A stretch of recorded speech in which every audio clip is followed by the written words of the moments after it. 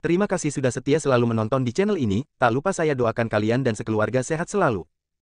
By the way, support Mimin dengan like, komen dan subscribe. Bab 251. Zakari mulai tidak sabar setelah menunggu lama. Dia langsung menghubungi staf web gelap dan bertanya apa yang sedang terjadi. Dia tidak ingin membiarkan kesempatan untuk melihat David lolos dari bawah hidungnya. Adapun mengapa dia harus melakukannya di ibu kota dan bukan ketika David berada di River City, dia ingin memberitahu orang lain bahwa dialah yang melakukannya sementara tidak dapat membuktikannya.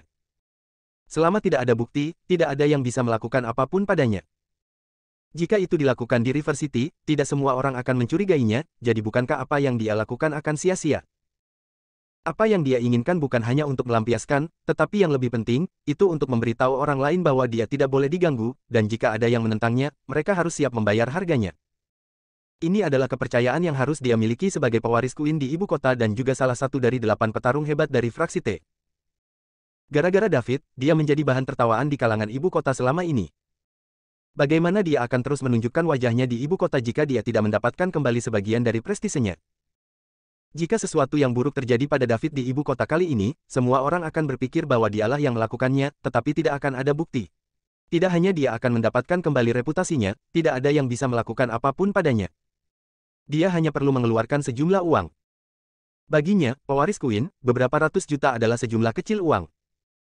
Untuk seseorang dengan statusnya, uang adalah masalah kecil, tetapi gengsinya adalah masalah besar. Selama dia bisa mendapatkan kembali gengsinya, itu akan bernilai menghabiskan lebih banyak uang. Apa yang bisa saya bantu? Staf web gelap mengirimi Zakari pesan. Saya ingin bertanya mengapa tidak ada yang menerima misi yang baru saja saya posting, tanya Zakari. Mungkin ada berbagai macam alasan mengapa tidak ada yang menerimanya. Saya tidak bisa memberitahu Anda secara spesifik apa yang salah dengan itu. Petik 2. Bantu aku melihatnya kalau begitu. Apa yang salah dengan misi yang saya posting? Ini pertama kalinya saya memposting atau saya mungkin tidak terlalu memahaminya. Jika ada masalah, saya bisa segera memperbaikinya, Zakari menjawab. Baiklah, tolong kirimkan aku kode misimu. Zakari melihat kodenya dan mengirimkannya ke pihak lain. 4398. Setelah beberapa waktu, pihak lain menjawab. Halo, menurut misi yang kamu posting, ada 2 masalah. 1. Informasinya tidak lengkap. Kedua, lokasi targetnya adalah ibu kota di Summerland dan itu adalah tempat yang tidak ingin dikunjungi kebanyakan orang. 500 juta untuk membunuh puncak Tiger Ranker sangat tinggi tetapi jika lokasinya adalah ibu kota di Summerland, maka lain cerita. Petik 2. Lalu apa yang harus saya lakukan untuk membuat orang menerima misi ini?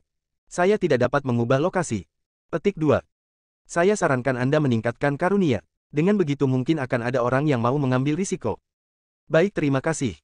Setelah berbicara dengan staf web gelap, Zakari mengerti bahwa tidak mudah untuk memposting misi. Setelah dia memikirkannya, dia pikir itu masuk akal karena orang lain akan mempertaruhkan nyawa mereka untuk menyelesaikan misi yang dia posting secara acak. Jadi tentu saja, mereka perlu memahami sifat misi. Kemudian, Zakari mengubah misi. Dia tidak mengubah apapun tetapi secara langsung meningkatkan karunia menjadi 1 miliar. Dia percaya bahwa akan ada orang yang mau mengambil risiko dengan godaan uang. Tanah terlarang untuk tentara bayaran. Itu hanya alasan untuk menaikkan harga. Padahal, sejujurnya, tempat ini pasti lebih berbahaya daripada yang lain. Memang, setelah Zakari menaikkan harganya, orang-orang mulai memperhatikan misinya. 1 miliar adalah jumlah yang belum pernah dilihat beberapa orang dalam hidup mereka. Plus, misi di web gelap diberi peringkat dari hadiah tertinggi hingga terendah. Semakin tinggi bounty, semakin tinggi daftar misi yang akan dilakukan.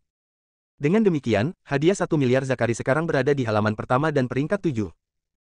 Banyak orang memperhatikan misi baru ini tetapi ketika mereka melihat bahwa lokasinya berada di ibu kota di Summerland, kebanyakan orang memutuskan untuk mengabaikannya. Itu adalah tempat di mana banyak tentara bayaran dan pembunuh menolak untuk pergi. Ada alasan mengapa ibu kota di Summerland disebut tanah terlarang oleh tentara bayaran. Ini adalah pengalaman yang mereka peroleh dengan darah mereka. Tentu saja, ada beberapa pemula yang berani dan orang gila yang meremehkan hal ini. Tanah terlarang apa? Mereka tidak percaya. Orang-orang ini sangat ingin membuat nama untuk diri mereka sendiri di dunia bawah tanah internasional. Plus, hadiah 1 miliar sepadan dengan risikonya. Selama mereka menyelesaikan ini, mereka akan dapat hidup bebas dan bahagia di mana saja di bumi ini bahkan jika mereka berhenti bekerja sama sekali. Oleh karena itu, banyak orang bertanya tentang misi ini tetapi kebanyakan dari mereka adalah pemula yang tidak berpengalaman. Saat ini, staf dari web gelap akan memilih orang yang paling cocok untuk menjalankan misi ini berdasarkan hasil dan kemampuan mereka sebelumnya. Tidak akan ada kasus di mana akan ada banyak orang yang menjalankan misi yang sama. Jika itu terjadi, akan sulit untuk memastikan siapa yang menyelesaikan misi setelah itu lebih. Yang lain hanya bisa menerima misi ini setelah orang yang berharga gagal melaksanakannya. Setelah mengkonfirmasi orang yang akan menjalankan misi ini, staf menghubungi Zakari. Dia perlu memberikan beberapa informasi dasar tentang target seperti jenis kelamin, tinggi badan, usia, foto, dan tempat di mana target akan sering dikunjungi. Ini semua disediakan oleh Howard. Setelah semuanya selesai, Zakari masih perlu mentransfer 1 miliar ke akun yang ditentukan di web gelap. Ini untuk mencegah majikan melarikan diri setelah misi selesai dan menolak untuk membayar. Setelah hadiah diterima, staf mengatakan bahwa orang yang melakukan tugas ini akan tiba di ibu kota 3 hari kemudian. Dia kemudian akan memperbarui Zakari 1 minggu kemudian terlepas dari hasil misi. Zakari mengira semuanya sudah siap dan dia hanya perlu menunggu sampai David berada di ibu kota agar dia bisa memberikan pukulan fatal padanya. Dark Web sangat populer di dunia bawah tanah internasional. Selama ada cukup uang, tidak akan ada orang yang tidak berani mereka bunuh. Namun, mereka tidak tahu bahwa David bukan lagi Tiger Ranker puncak. Plus, dengan identitas David, begitu sesuatu terjadi padanya di ibu kota, seluruh ibu kota mungkin akan terbalik untuk menemukan siapa yang melakukannya. Identitas anggota resmi tim Satgas Khusus A dan tim Falcon Vulture bukanlah lelucon. Singkatnya, hanya ada 20 lebih dari mereka di negara ini. Mereka adalah elit negara, jadi jika mereka dibunuh, jaring gelap akan terlibat. Jika Kekaisaran Somer mengamuk, itu akan menjadi sangat serius. Bahkan dunia akan gemetar di kaki mereka. Pada saat ini, David tidak tahu bahwa seseorang memperhatikannya, dan ada di sini untuk mengambil nyawanya. Dia masih memikirkan kemana harus menghabiskan uang besok. Bab 252. Keesokan harinya, David menemukan dealer Benz di dekatnya dan membeli G-Wagon. Tidak nyaman tidak punya mobil, dan dia tidak bisa begitu saja naik taksi kemana-mana. Kemudian, David pergi ke Universitas Greenwood, tetapi dia tidak masuk. Sebaliknya, dia berjalan di sekitar daerah itu. Tujuan dari itu, tentu saja, untuk mencari rumah. Untuk universitas terkenal di dunia seperti Greenwood University, rumah-rumah di sekitar distrik sekolah tentu saja yang paling mahal. Harga rumah bekas di sini mirip dengan River City South River International Residence, yang hampir 200.000 per kaki persegi. Sebuah rumah kecil bekas akan bernilai puluhan juta. Namun, David tidak akan membeli rumah bekas. Dia ingin membeli rumah baru, semakin mahal semakin baik. Namun, setelah mencari di sekitar, dia tidak dapat menemukan real estate yang baru dikembangkan. Diperkirakan biaya renovasi di sekitar Greenwood University terlalu mahal, sehingga pengembang merasa tidak layak. David harus memperluas pencariannya. Akhirnya, dia menemukan area yang baru dikembangkan sekitar 10 menit dari Greenwood University. Setelah terlihat santai, dia langsung menghabiskan lebih dari 100 juta untuk membeli penthouse. Keesokan harinya, David berkeliaran di sekitar ibu kota secara acak. Setiap kali dia melihat properti baru untuk dijual, dia akan masuk dan membelinya. Setelah seharian, dia kelelahan, tetapi dia telah memperoleh hasil yang memuaskan. Dia menghabiskan lebih dari 4 miliar, tetapi tidak memperhatikan berapa banyak rumah yang dia beli. Semua jenis kontrak ditumpuk di dalam mobil. Setelah dia mempelajari 8 tinju ekstremitas dengan menghabiskan banyak poin, dia hanya memiliki 28 poin yang tersisa. Pearl menghabiskan sejumlah uang di Springfield beberapa hari ini dan itu meningkat menjadi 52 poin. Menggabungkan dengan jumlah yang dia peroleh hari ini, sekarang ada total 99 poin. Mendapatkan 1000 poin masih jauh. Dia mencari di internet sebentar di malam hari dan menemukan bahwa properti paling mahal di ibu kota bukanlah real estate yang baru dikembangkan, melainkan rumah pekarangan. Selama 2 hari berikutnya, David berkeliaran di setiap sudut ibu kota. Namun, kali ini dia lebih pintar. Alih-alih berkeliaran tanpa tujuan sendirian, dia langsung menemukan beberapa agen real estate dan memberitahu mereka bahwa dia ingin berinvestasi di rumah halaman di ibu kota. Harga berapapun dapat diterima selama tersedia untuk dijual. Ketika agen real estate melihat klien yang begitu besar, mereka menggunakan semua koneksi mereka untuk membantu David menemukannya.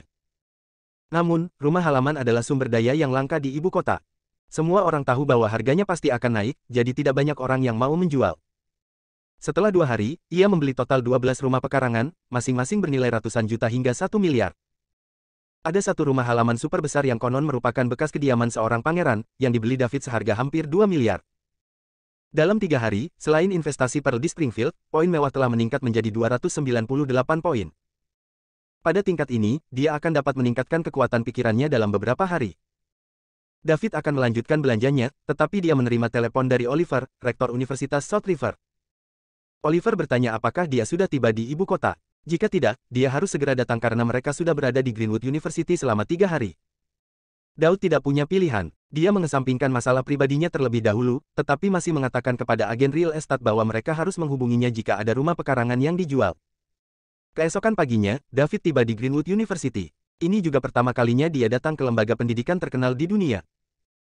Berdiri di depan pintu masuk Universitas Greenwood sambil melihat nama besar universitas dan para siswa yang berjalan-jalan, David berpikir bahwa tempat ini layak disebut sebagai lembaga pendidikan terkenal di dunia. Pintu masuknya sendiri jauh lebih megah daripada yang ada di South River University. Bab 253. Namun, yang tidak diperhatikan David adalah ketika dia berdiri di depan pintu masuk Universitas Greenwood, ada sepasang mata yang menatapnya tidak jauh. Pria ini agak tinggi dan mengenakan topi baseball. Pada pandangan pertama, orang dapat mengatakan bahwa dia berasal dari luar negeri. Namun, di lembaga terkemuka dunia seperti Universitas Greenwood, banyak sekali mahasiswa asing, jadi tidak ada yang memperhatikannya. David ingin masuk Greenwood University dengan mahasiswa dari universitas ini, tetapi dia dihentikan oleh satpam karena dia tidak memiliki ide mahasiswa. "Puan, saya datang dari Universitas South River untuk pertukaran akademik. Bisakah Anda membiarkan saya masuk?" kata David kepada satpam. "Karena Anda dari Universitas South River, Anda harus meminta penanggung jawab universitas Anda untuk datang dan menjemput Anda," kata penjaga keamanan. Setelah beberapa meyakinkan, penjaga keamanan masih bersikeras untuk tidak membiarkan David masuk. Jadi, David tidak punya pilihan selain memanggil Oliver.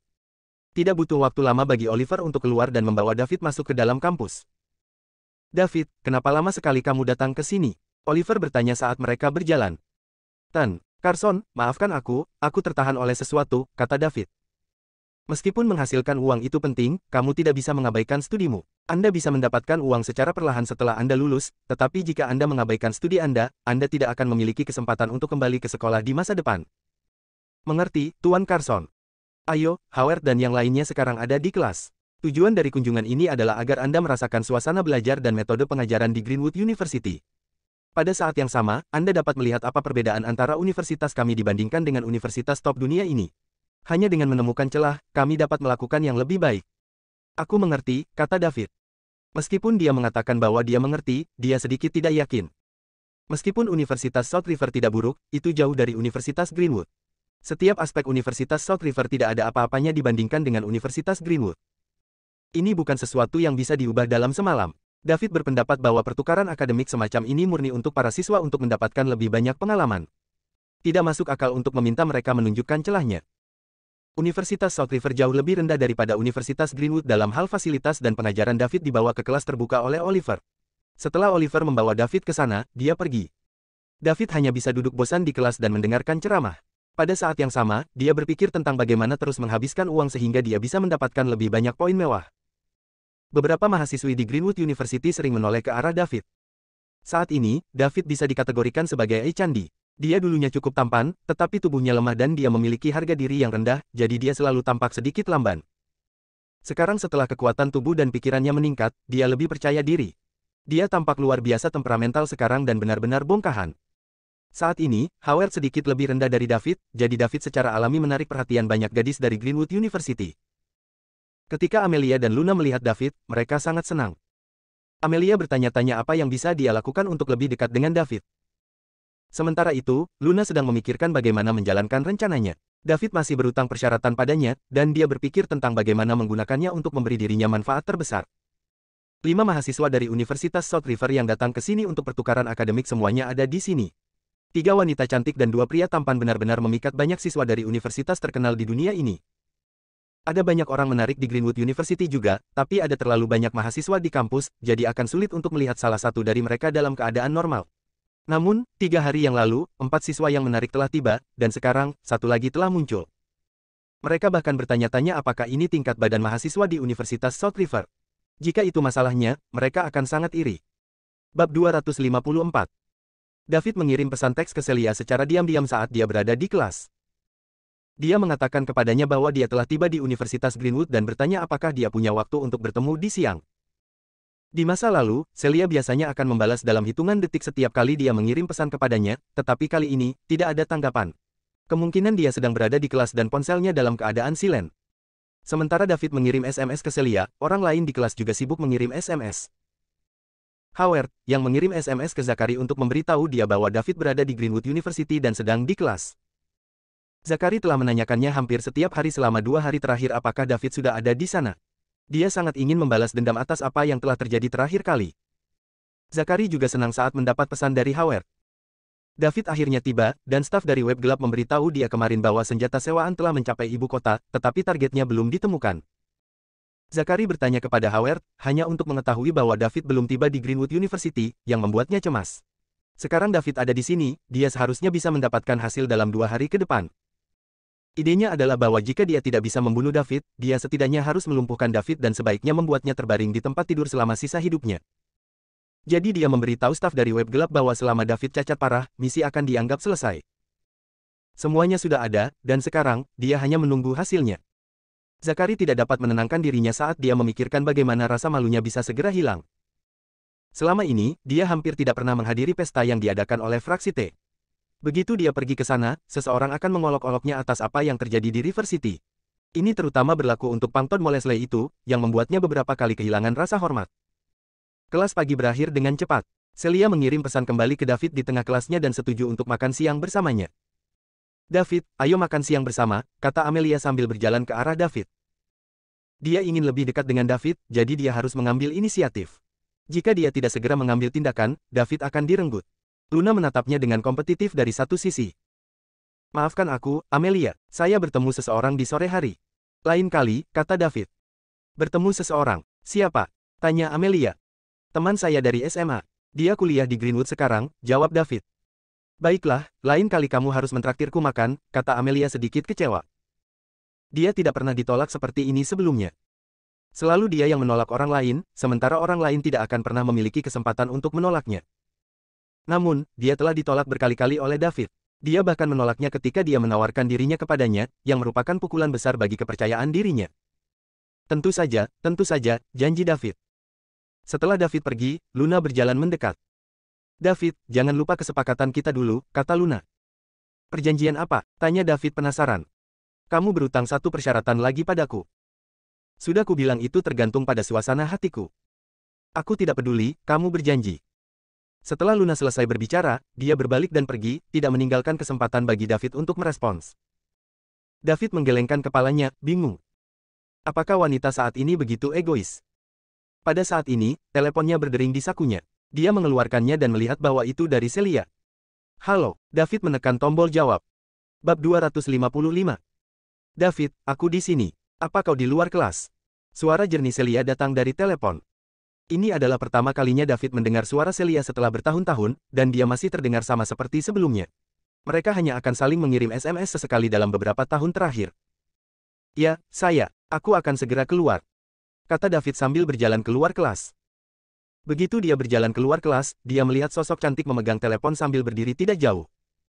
Dia mengenakan gaun putih bersih sementara rambut hitam legamnya diikat menjadi ekor kuda. Pada saat ini, dia berdiri di lorong dengan gugup. Anak-anak lelaki yang berjalan melewatinya sesekali akan berbalik dan menatapnya. Benar saja, Celia masih sehebat dia di SMA, dan dia masih dikagumi bahkan di institusi top seperti Greenwood University. David menutup telepon dan berjalan menuju Celia. Ketika dia berada lebih dari 10 meter dari Celia ketika Celia melihatnya. David tersenyum dan terus berjalan di depannya. Celia tampak sedikit bersemangat dan pipinya memerah. Celia, lama tidak bertemu, kata David sambil tersenyum. David, lama tidak bertemu, jawab Celia sambil tersenyum. Meskipun keduanya tidak bertemu selama hampir 3 tahun, mereka tidak merasa canggung sama sekali. Mereka masih seperti dua sahabat lama. Ini terutama berlaku untuk Celia. David telah muncul dalam mimpinya berkali-kali dalam 3 tahun terakhir. Pada saat ini, David berdiri di depannya dalam keadaan hidup dan sehat, yang membuatnya sedikit bersemangat. Dia telah kehilangan David karena kepengecutannya saat itu. Kali ini, demi kebahagiaannya, dia memutuskan untuk mengambil langkah pertama. Dia harus mendapatkan pria yang telah memberinya kesempatan kedua dalam hidup. Ketika David memandang Celia di depannya, dia mengingat sore itu beberapa tahun yang lalu. Dia mempertaruhkan nyawanya untuk menariknya kembali dari malaikat maut untuk menyelamatkannya.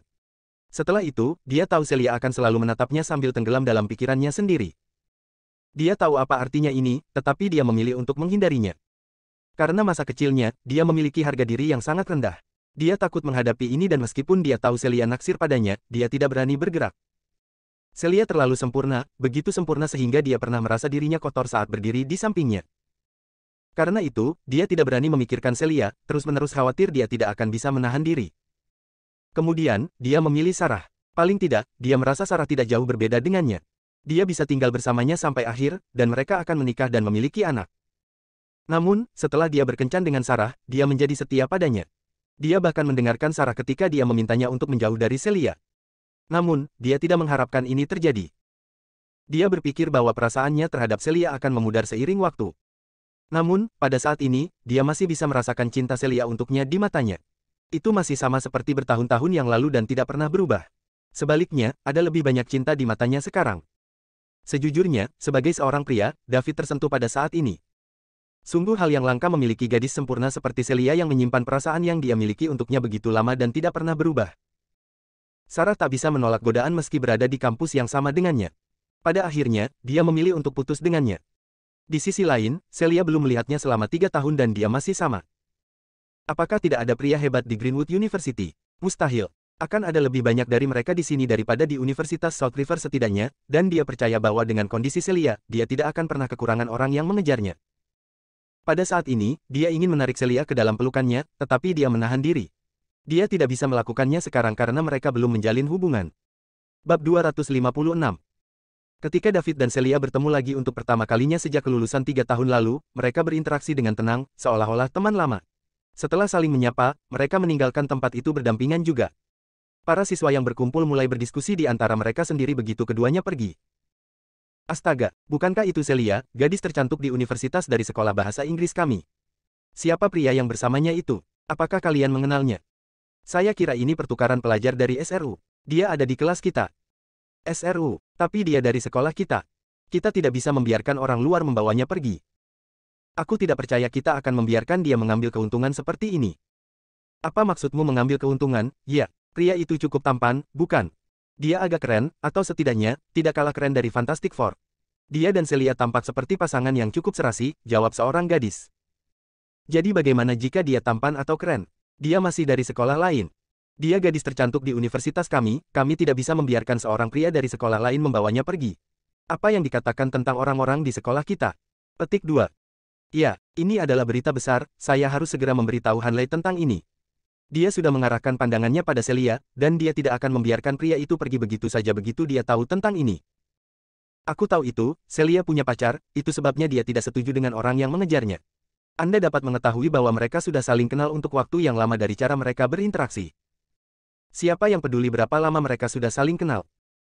Sebarkan saja beritanya sebelum gadis tercantik di Greenwood University diambil oleh seorang pria dari SRU. Baik David maupun Celia tidak menyadari betapa banyak perhatian yang mereka tarik saat mereka berjalan. Terutama karena Celia terlalu terkenal di Universitas Greenwood. Namun, keduanya mengabaikan penampilan itu dan mencari tempat makan di luar kampus. Setelah itu, Celia mengajak David berkeliling Greenwood University. Sebagai salah satu akademi paling terkemuka di dunia, Universitas Greenwood memiliki kampus yang sangat besar. Mereka berdua berjalan-jalan di banyak tempat sebelum akhirnya menetap di tepi danau buatan. Itu tenang di sana, sehingga menjadi lokasi yang populer bagi pasangan untuk berkumpul di Greenwood University, meskipun kebanyakan pada malam hari. Kebanyakan orang tidak akan berkumpul di tepi kolam di tengah hari ketika matahari terbenam panas terik di kepala mereka, ditambah pasangan harus menjaga perilaku mereka karena itu siang hari dan ada sedikit atau tidak ada privasi. Dengan demikian, orang cenderung berkumpul hanya pada malam hari dan tidak pada siang hari. Daud, teriak Celia. Ya, David berbalik untuk melihat Celia. Aku merasa kamu banyak berubah, kata Celia. Dengan cara apa? Beritahu saja, tanya David. Kamu lebih kuat, lebih percaya diri, dan kamu juga lebih tampan sekarang, jawab Celia dengan wajah memerah. David menyentuh wajahnya. Sistem tersebut memang membawa perubahan besar baginya, tidak hanya dalam arti fisik, tetapi juga mental. Dia dulu rendah diri dan menolak bersosialisasi, tetapi sekarang dia dipenuhi dengan kepercayaan diri. Celia, aku merasa kamu juga berubah, kata David.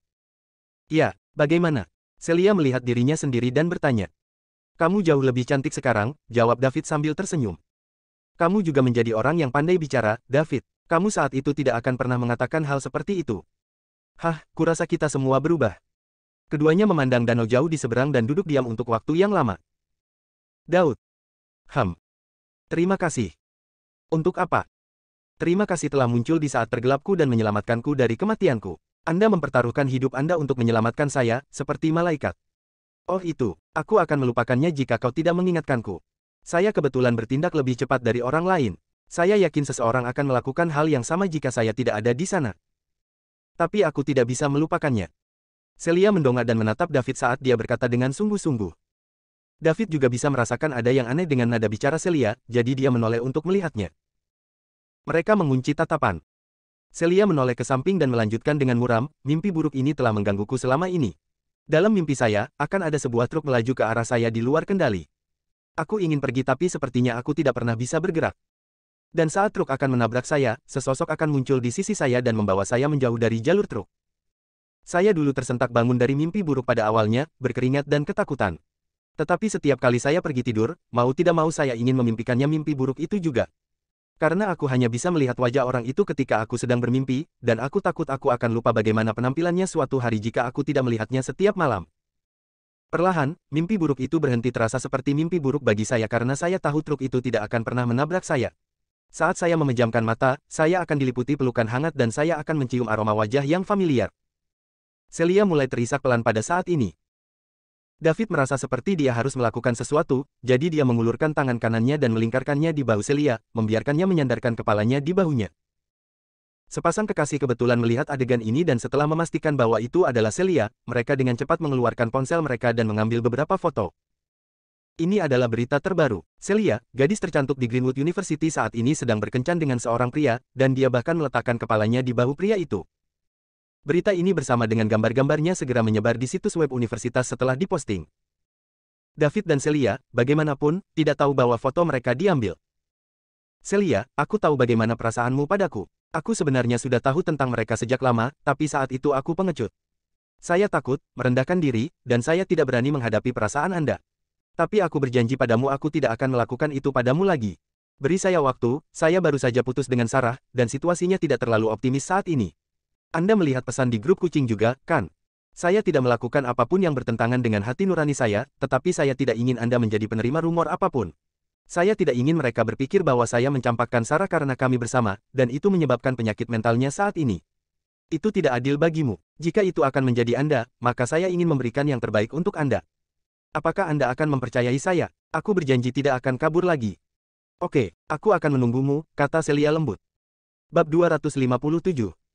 Sore itu, baik David maupun Celia pergi menghadiri kelas mereka.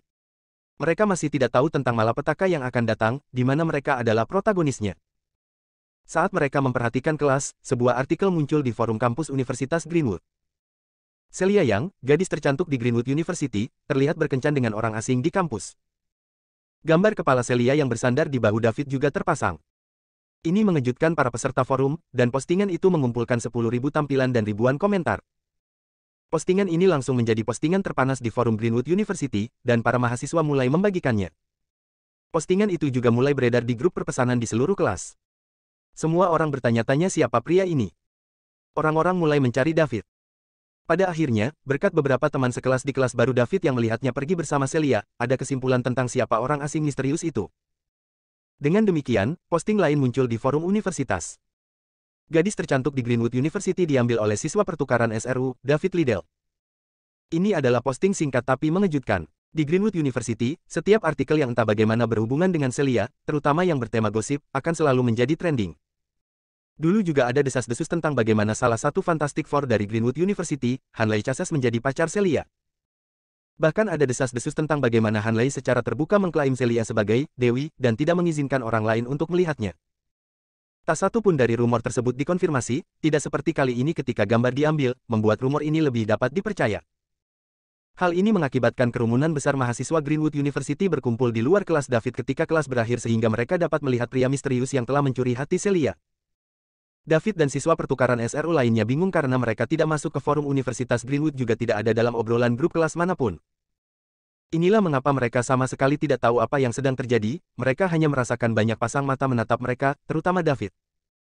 Kehebohan David yang tiba-tiba memiliki efek eksternal yang meningkatkan perhatian terhadap Amelia, Ava, dan Luna. Kerumunan besar menyadari bahwa 3 wanita dari SRU juga sangat cantik, dan memahami pepatah tentang keindahan di South River sejak awal. Banyak laki-laki menatap Amelia dan 2 wanita cantik lainnya, yang berarti Howard mendapat perhatian paling sedikit di antara 5 siswa pertukaran. Banyak teman sekelas Celia juga bertanya kepadanya apa kebenaran di balik semua itu, tetapi dia tidak menjelaskan dirinya sendiri atau mengakui apapun. Dia ingin mengakui tebakan mereka, tetapi David belum mengkonfirmasi hubungan mereka dan dia ingin dia menunggu. Namun, faktanya tetap bahwa dia tidak langsung menyangkal apapun. Dengan demikian, lebih banyak rumor mulai menyebar di kampus. Bukan karena itu mempengaruhi David.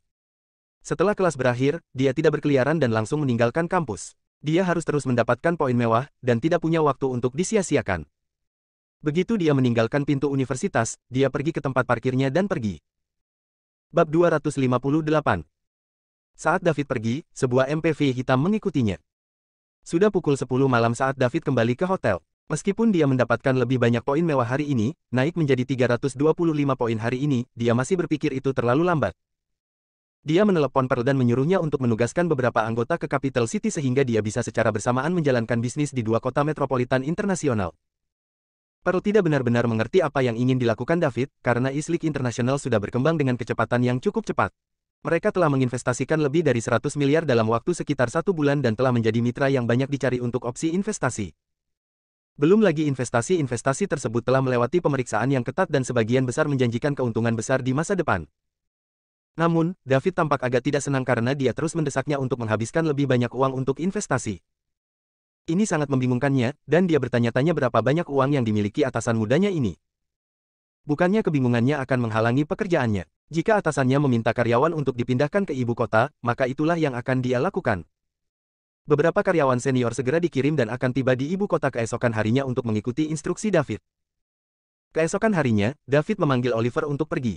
Oliver ingin membujuk David untuk menghadiri kelas, tetapi David berjanji bahwa dia akan menyumbangkan lebih banyak uang ke sekolah untuk pembangunan ketika dia kembali. Oliver segera berubah pikiran dan berjanji bahwa dia akan menangani segalanya untuk David sehingga yang terakhir tidak perlu khawatir tentang sekolah. Seperti yang dia pikirkan, uang adalah segalanya. Tidak ada yang tidak bisa dilakukan oleh uang, dan jika ada hal seperti itu, tawarkan saja lebih banyak uang. Di pagi hari, David bertemu dengan orang-orang yang dikirim Pearl. Itu adalah tim yang terdiri dari hampir 50 karyawan. David segera membawa mereka ke dealer Benz dan membelikan mereka masing-masing sebuah MPV untuk membuat perjalanan mereka lebih nyaman. Kemudian, dia membawa tim ke Starry Night Hotel dan menyerahkan kontrak dan material dari mobilnya mengenai rumah mahal yang dia beli baru-baru ini. Setelah ini, dia meminta mereka mentransfer kepemilikan rumah-rumah itu atas nama perusahaan.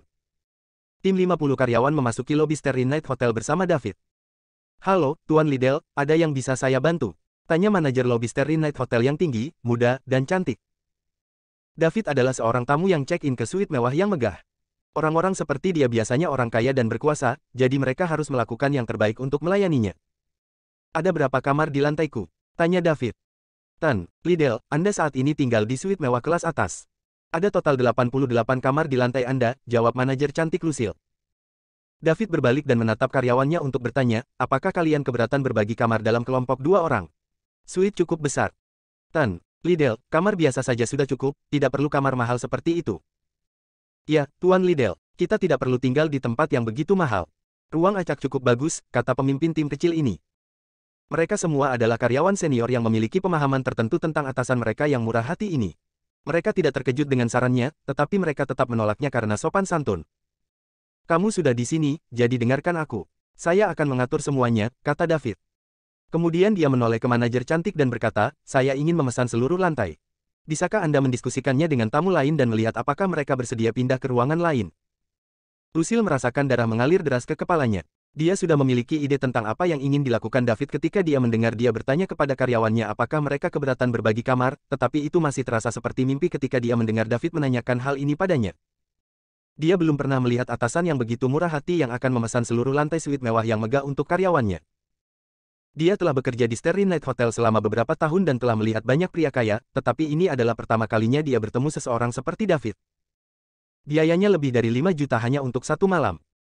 Dia bertanya-tanya perusahaan apa yang dimiliki David, karena dia juga ingin bekerja di bawahnya. Dia tahu dia akan menikmati tunjangan karyawan yang jauh lebih baik di bawah orang-orang seperti David daripada perusahaan lain. Bab 259. "Tolong tunggu, Tuan Liddell, biarkan saya memeriksanya." Lucille segera berlari ke meja depan dan mulai bertanya pada yang lain.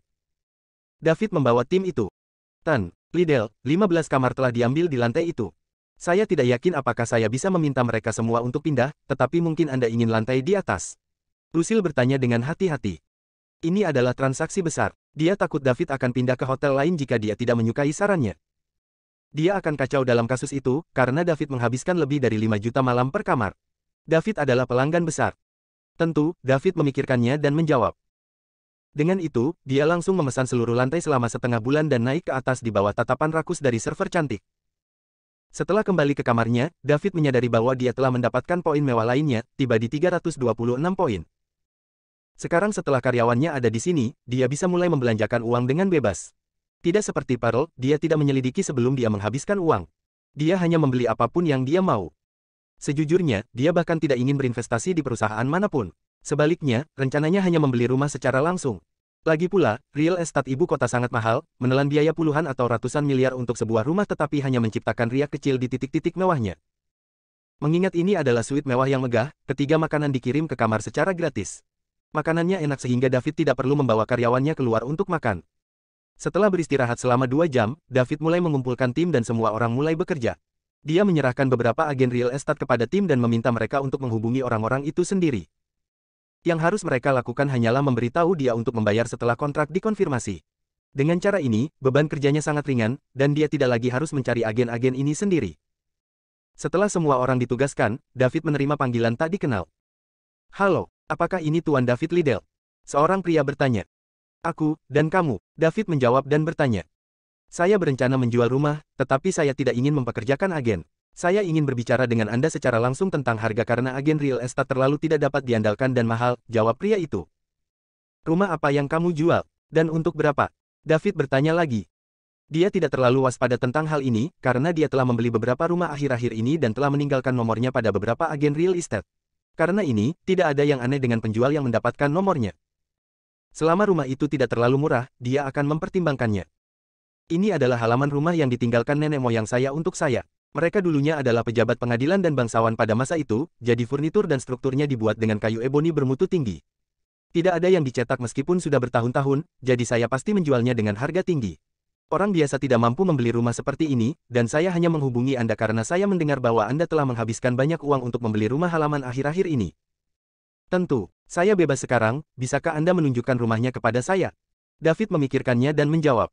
Jika pria itu mengatakan yang sebenarnya, maka ini adalah rumah yang pantas untuk dilihat. Dia telah membeli sebuah rumah yang dulunya milik seorang pangeran 2 hari yang lalu, dan jika rumah ini dibangun di lokasi yang baik, rumah itu harus dijual setidaknya $1 miliar. David saat ini membeli properti seperti orang gila. Selain mendapatkan poin yang melimpah dan meningkatkan kekuatannya, David juga membuat persiapan untuk hari di mana sistem mungkin akan menghilang. Pada saat itu, dia masih memiliki rumah-rumah ini dan cukup uang untuk mempertahankan gaya hidup yang nyaman selama sisa tahun-tahunnya. Ya tentu, pihak lain dengan cepat setuju. Kedua belah pihak menyepakati tempat untuk bertemu. Ketika David tiba, dia melihat seorang pria berpakaian bagus berusia 30-an menunggunya. Ketika dia melihat yang lain, kekuatan pikiran tajam David segera menangkap tatapan licik dan kegugupan pihak lain. Hah? Ada yang salah dengan dia? David tahu bahwa orang ini tidak memanggilnya untuk menjual rumah tetapi karena alasan lain. Namun, David tidak mengerti apa yang ingin dilakukan orang ini. Apakah dia ingin menculik David dan membuat David membayarnya karena betapa murah hati David menghabiskan uang baru-baru ini? David tidak mengekspos yang lain karena dia ingin tahu tentang apa yang ingin dia lakukan. David berani dan terampil sekarang, dan dia bisa dengan mudah melawan 100 gangster tanpa berkeringat. Setelah bertemu, pihak lain bahkan tidak memberitahu David namanya sebelum membawa David ke rumah. Pria lain berjanji bahwa itu akan menjadi jarak yang pendek dan tidak perlu menyetir. Jelas ada sesuatu yang salah. Seperti yang diharapkan David, pria itu membawanya ke tempat yang sepi dan berhenti di sebuah gang sempit. David bertanya-tanya apakah disinilah mereka akan mengancamnya untuk memberikan uangnya kepada mereka. David mulai merasakan sekelilingnya. Hah? Tidak ada orang lain. Bagaimana itu bisa terjadi? David mengharapkan setidaknya beberapa lusin pria, bukan hanya satu. Tidak peduli bagaimana David meneliti yang lain, pria yang menghadap ke arahnya tidak terlihat seperti master yang kuat. Cukup, katakan saja apa yang terjadi. Saya tidak punya waktu untuk disia-siakan dengan Anda di sini. Jelaskan dirimu sebelum aku membuatmu, kata David, berdiri di belakang yang lain. Yang lain bahkan tidak menanggapi, memilih untuk berlari ke depan dan menghilang di sudut gedung. David terkekeh, dia lebih cepat dari juara lari global. Tepat ketika dia akan berlari, dia merasakan embusan angin dingin memasuki pikirannya saat rambutnya berdiri. David tahu perasaan ini, dia pernah merasakannya ketika dia menyelamatkan Celia dari truk bertahun-tahun yang lalu. Ini adalah perasaan yang hanya muncul ketika dia akan mati. Kekuatan pikirannya jauh lebih lemah saat itu, jadi perasaan ini tidak terlalu kuat, tetapi sekarang kekuatan pikirannya telah tumbuh beberapa kali lebih kuat dari sebelumnya, angin dingin ini membuatnya kedinginan sampai ke tulang-tulangnya. Jika dia ragu-ragu sebentar lagi, David akan mati. Tanpa berpikir panjang, David melompat dan melompat 2 hingga 3 meter ke samping. Bang! Setelah dia melompat, sebelum dia mendarat, ledakan besar terdengar di samping telinganya. Tanah tempat dia berdiri beberapa saat yang lalu sekarang ditinggalkan dengan lubang seukuran kepalan tangan. David berbalik untuk melihat situasi di belakangnya dan menyipitkan matanya. Sebuah senapan sniper. Yang juga sangat kuat. Jika pelurunya mampu meninggalkan lubang sebesar kepalan tangan di lantai beton setebal 10 cm, peluru itu akan mampu meledakkan setengah tubuh menjadi berkeping-keping jika mengenai seseorang. Sebagai master di Dragon Rank, David mulai berkeringat dingin. Ini bukan untuk tebusan, ini pembunuhan. Setelah mendarat, David tidak membuang waktu sedetik pun sebelum melompat ke arah lain. Seperti yang dia duga, ada kawah lain di mana dia berdiri. Setelah mendarat kali ini, David juga tidak berkeliaran dan mulai berlari ke arah orang yang menembaknya. Dengan kekuatan David saat ini, mustahil untuk menembaknya dengan peluru saat dia berlari. Satu-satunya kesempatan pelaku adalah melepaskan tembakan saat dia berdiri diam. Ketika David berlari dengan kecepatan penuh, orang biasa akan melihat bayangan dari sudut mata mereka. Bab 260. Sekitar 800 meter dari David, di sebuah bangunan terbengkalai yang tingginya kurang dari 20 lantai, seorang asing yang tinggi memperhatikan saat David berlari ke arahnya. Pria ini, Tucker, menyimpan kembali senapan sniper di tangannya ke dalam kotaknya dan mulai bergumam marah pada dirinya sendiri.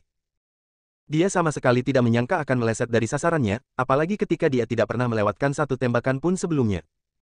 Dia telah gagal. Dia adalah pembunuh ke-48 teratas di web gelap. Kemampuan tempurnya mungkin bukan yang terkuat, tapi dia pasti 10 besar di antara penembak jitu dan pandai menyamar.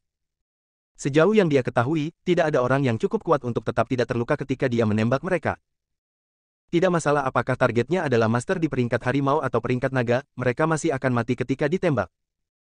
Karena itu, dia menerima misi ini dengan sangat arogan. Banyak orang tidak berani menerima misi di ibu kota Summerland, tetapi dia tidak takut. Yang harus dia lakukan hanyalah menembak targetnya dan kemudian menyamar, dan tidak ada yang lebih bijaksana. Dia tidak seperti pembunuh lainnya, dia tidak membunuh targetnya dengan memukuli mereka. Dia hanya membutuhkan tempat yang bagus dan untuk memikat targetnya agar berdiri tepat di tempat dia akan menembak. Sejauh yang dia ketahui, 1 miliar lebih dari cukup untuk membunuh seorang ranker harimau puncak. Karena ini, dia sangat terkejut dia gagal. Setelah dengan cepat meletakkan senapan snipernya, dia melemparkan koper itu ke punggungnya dan berbalik untuk pergi. Tucker bergerak cepat, dan dengan 3-4 langkah, dia telah menuruni tangga. David mungkin tidak tahu di mana posisi tepat lawannya, tetapi dari lintasan peluru, dia bisa mengukur arah umum di mana penembak jitu itu berada. Ini karena penembak jitu cenderung memilih titik tertinggi di daerah tersebut. Mengenai bagaimana David tahu tentang ini, ya, dia mungkin bukan penembak jitu tetapi dia telah melihat penembak jitu di acara televisi. David tiba di lantai pertama gedung yang ditinggalkan. Beberapa ratus meter bukan masalah besar baginya sekarang mengingat kemampuannya saat ini. Hanya saja di kawasan tersebut banyak rumah yang bobrok dan jalan yang tidak rata, sehingga butuh waktu dia lebih lama dari yang diperlukan untuk sampai ke sana. Tepat ketika David tiba di lantai paling bawah, dia melihat seorang pria jangkung dengan topi baseball berjalan cepat keluar dari gedung dengan kotak persegi panjang di punggungnya. Sialan. Daud sangat marah. Dia tidak perlu bertanya untuk mengetahui bahwa ini adalah orang yang telah menembaknya. Karena orang ini ingin membunuhnya, David tidak menunggu beberapa saat lagi sebelum dia pergi untuk menghajar pria itu. Berdebar. Dengan kekuatan dan kekuatan pikirannya yang berkembang secara maksimal, aura tekanan yang berat mengalir keluar. David bergegas menuju pria yang masih berada di pintu keluar tangga. Tanpa menahan diri, dia mendaratkan skill spesial dari Eight Extremities Fist. Eight Extremity Fist, Metal Mountain Soft. Tucker bergumam marah pada dirinya sendiri saat dia lari menuruni tangga. Tepat ketika dia tiba di sudut pintu keluar tangga di lantai dasar, dia melihat targetnya muncul di depan matanya. Tucker tercengang dan dia dengan cepat berbalik untuk berlari menaiki tangga lagi. Dia tidak bisa menang dalam pertempuran jarak dekat melawan master peringkat harimau, jadi satu-satunya pilihannya adalah menciptakan jarak dan menembak targetnya. Dia memiliki lebih dari sekedar senapan sniper di tangannya.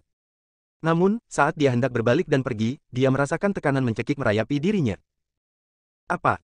Sebelum Tucker sempat bereaksi, David sudah muncul di hadapannya. Bang! Tucker merasakan kekuatan besar menghantam dirinya sendiri. Puff! Seteguk darah menyembur keluar dari tunggangan Tucker sementara organ-organ dalamnya terasa seperti telah dihancurkan. Rasa sakit itu hampir membuatnya pingsan saat tubuhnya terbang mundur. David mendorong Tucker dengan tubuhnya tetapi tidak menarik kembali kekuatan yang digunakan, jadi Tucker menghantam dinding di belakangnya lagi. Kali ini, ada juga suara, bang, yang keras. Bab 261. Sebuah lubang besar yang dalamnya lebih dari 10 cm muncul di dinding beton. Orang tidak bisa membayangkan berapa banyak kekuatan yang David berikan untuk pukulan ini. Tucker segera merasakan tulang punggungnya hancur karena benturan. Puff. Seteguk darah lainnya dimuntahkan. Keduanya menerobos dinding dan jatuh ke lantai di sisi lain. Perbedaan utama di antara mereka adalah bahwa Tucker dibiarkan tergeletak di lantai dengan napas terengah-engah dan diambang kematian sementara David berdiri tegak di tanah. Tuker ingin bangun tetapi hanya bisa menggerakkan kepalanya, tubuhnya tidak mampu mengerahkan kekuatan apapun. Perlahan, Tuker telah menghabiskan seluruh energinya dan kegelapan tak berujung menyelimutinya. David berjalan mendekati Tuker dan mencoba merasakan denyut nadinya. Cek, dia sudah mati. Yesus, mengapa kamu begitu lemah? Aku bahkan belum menanyakan siapa yang mengirimmu untuk membunuhku. Meskipun ini adalah pembunuhan pertamanya, David agak tidak terpengaruh olehnya. Dia tahu bahwa jika dia tidak membunuh, dia sendiri yang akan terbunuh. Melihat wajah pembunuh ini, David menyadari bahwa orang ini adalah orang asing. Falcon bertanggung jawab atas hal-hal mengenai orang asing yang menyebabkan masalah di negara ini, jadi David langsung memanggil Kapten Tim Vulture, Lucas. Dia memberitahu Lucas bahwa orang asing datang untuk membunuhnya dan menggunakan senjata yang sangat kuat untuk melakukannya. Kemudian dia mengirim alamatnya ke Lucas. Lucas menyuruh David untuk tetap di tempatnya karena dia akan pergi dengan cepat. Setelah sekitar 20 menit, David melihat sebuah helikopter militer terbang ke arahnya sebelum berhenti di atap gedung yang ditinggalkan. Segera, Lucas dan beberapa orang lainnya tiba di hadapan David. "Pak," teriak David. "Apa yang terjadi?" Lucas bertanya. David melanjutkan untuk memberitahu Lucas apa yang terjadi. "Cari tahu siapa dia." Lucas memberitahu seorang anggota tim wanita yang datang bersamanya. "Iya, Pak." 3 anggota tim wanita tiba di depan Tuker dan mengeluarkan sebotol larutan kimia dan menuangkannya ke wajah Tuker sebelum membersihkan wajahnya dengan air jernih. Selanjutnya, mereka mengeluarkan pemindai dan memindai wajah Tuker sebelum menghubungkan pemindai ke laptop. Setelah beberapa saat, seorang pemimpin tim wanita melaporkan, "Kami menemukannya, Pak. Nama pria ini adalah Tuker, pembunuh ke-48 teratas di web gelap. Dia cukup terkenal di kalangan pembunuh karena meskipun hanya memiliki kekuatan seorang Tiger Ranker pemula, dia sangat ahli dengan segala jenis senjata api." "Siapa yang kamu sakiti? Agar orang ini mempekerjakan seseorang dari web gelap untuk membunuhmu, mereka pasti punya banyak uang," kata Lucas kepada David. Pikiran pertama David adalah Morris dan Gunther karena mereka masih hidup tetapi hilang. Sejauh yang dia ketahui, hanya keduanya yang memiliki perseteruan darah dengannya. "Bagaimana aku bisa tahu? Saya hanya seorang mahasiswa, siapa yang bisa saya sakiti?" David berkata dengan putus asa. "Baiklah, simpan untuk dirimu sendiri, kalau begitu, lebih berhati-hatilah mulai sekarang. Kami tidak pernah tahu karena seseorang mungkin mengirim lebih banyak pembunuh untuk mengejar Anda lagi. Bawa saya ke tempat Anda bertarung dan beri saya detailnya." Petik 2. David membawa Lucas dan yang lainnya melalui tempat dia pertama kali menghindari sniffing ke lokasi terakhir pertarungannya dengan Tuker, merinci apa yang terjadi sepanjang waktu. Lucas dan yang lainnya bergidik ketika mereka melihat 2 peti seukuran kepalan tangan di lantai beton. Mereka sudah bisa membayangkan kerusakan yang bisa ditimbulkan oleh senapan sniper seperti itu jika mengenai seseorang. Kemudian ketika David membawa mereka ke tempat dia membunuh Tuker, Lucas tidak bisa tidak memuji kekuatan David secara internal. Ada lubang besar di dinding beton. Detail yang paling penting adalah usia muda David. David memiliki banyak potensi. Anggota tim wanita lainnya memandang David dengan kekaguman dan rasa hormat juga. Mereka kagum mengetahui bahwa pemuda seperti itu memiliki kekuatan yang luar biasa. Bab 262. David pergi, meninggalkan Lucas dan yang lainnya untuk menghadapi akibatnya karena mereka lebih berpengalaman dengan hal-hal seperti ini. Lucas memberitahu David bahwa anggota tim wanita itu berasal dari tim Spider, tim yang bertanggung jawab atas jaringan intelijen Falcon. Dia juga mengatakan kepada David untuk hanya menghubungi mereka jika ada informasi tambahan yang dia butuhkan dan bahwa para wanita ini akan memberitahu David jika mereka menemukan petunjuk baru. Dengan itu, mereka bertukar kontak. David memang melihat motif laba-laba di lengan mereka. Seragamnya seharusnya memiliki motif burung nasar juga, tapi dia tidak pernah memakainya sejak menerima seragam itu. Begitu dia kembali ke Starry Night Hotel, David merasakan kebutuhan mendesak untuk tumbuh lebih kuat. Apa yang terjadi hari ini sangat berbahaya, dan jika kekuatan pikirannya lebih lemah, dia mungkin tidak akan merasakan bahaya tepat waktu dan kehilangan nyawanya. Bahkan jika dia tidak mati, senapan sniper kaliber yang begitu kuat pasti akan melumpuhkannya. Itu menakutkan. Dia harus meningkatkan poin mewahnya menjadi 1000 dan meningkatkan kekuatan pikirannya sehingga bisa menembus batas biasa. Kekuatan pikiran seseorang terlalu penting. Itu bisa merasakan bahaya sebelum itu terjadi. Dia tidak hanya perlu meningkatkan kekuatan pikirannya, tetapi juga statistik fisiknya. Dia masih terlalu lemah sekarang tetapi sudah ada seseorang yang menargetkannya. Lebih penting lagi, dia bahkan tidak tahu siapa musuhnya. Tidak tahu adalah yang paling menakutkan dari semuanya. Bagaimana jika seorang pembunuh bayaran yang kuat seperti Lucas mengejarnya lagi? Dia tidak bisa menjamin bisa melarikan diri dengan aman dari master seperti Lucas atau Liman. Paling tidak, David harus meningkatkan kemampuan bela diri ke level keduanya atau dia mungkin tidak merasa aman. Dia membutuhkan banyak poin mewah untuk itu. Bagaimana saya bisa mendapatkan lebih banyak poin mewah dengan cara yang logis? Pikir David sebelum menelepon Pearl. "Halo, Tuan Liddell," Pearl menyapa dari ujung telepon. Nona Pearl, ada beberapa barang yang ingin saya beli jadi bantu saya mencarinya. Saya ingin Anda membelinya sesegera mungkin, dan membeli yang terbaik yang ada. Uang bukan masalah, kata David. Apa yang ingin kamu beli? Mutiara bertanya. Saya ingin sebuah pulau, pesawat terbang, dan kapal pesiar. Dapatkan jet dan helikopter, dan beli kapal pesiar paling mewah yang ada. Apakah Anda yakin ingin membeli barang-barang ini, Tuan Liddell? Saya pikir akan lebih hemat biaya jika menggunakan uang untuk berinvestasi. Hal-hal itu hanya akan terdepresiasi nilainya, jadi Anda tidak akan mendapatkan apapun darinya, bujuk Pearl. Tidak apa-apa, investasikan saja seperti yang saya katakan, uang tidak menjadi masalah. Oh, dan kemajuannya agak lambat, jadi percepatlah, oke. Jika Anda merasa telah merekrut cukup banyak orang, maka tetapkan mereka yang dapat diandalkan provinsi dan kota lain untuk pengembangan. Saya ingin Islik International menjadi perusahaan investasi kelas dunia. Baiklah, saya mengerti, Tuan Liddell. Mutiara menjawab. Karena David sudah memberi perintah, tidak ada lagi yang perlu dia katakan. Dia hanya ingin tahu dari mana David mendapatkan uang itu. Bahkan keluarga kaya pun tidak akan mengizinkan putra mereka menghabiskan uang seperti ini. Dia sangat bingung.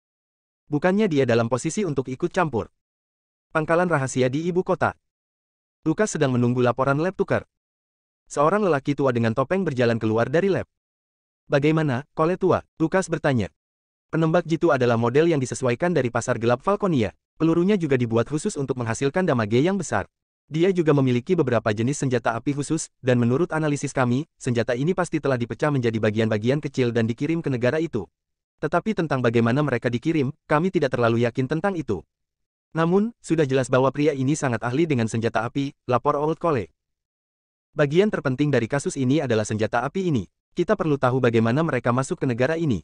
Kita harus mencari tahu dan memutuskan rantai pasokan itu, atau masyarakat akan berada dalam risiko besar jika senjata ini menemukan jalan mereka ke gangster dan penjahat lainnya, kata Lukas. Katakan pada orang-orangmu untuk pergi santai lain kali. Orang ini cukup kuat untuk menjadi Tiger Ranker, namun organnya benar-benar hancur. Tidak ada satupun tulang yang tidak patah di bagian atasnya. Orang-orang seperti dia jauh lebih berguna hidup daripada mati, caci Old Cole. Dia baru. Saya akan memberitahunya untuk menahan diri lain kali. Petik 2.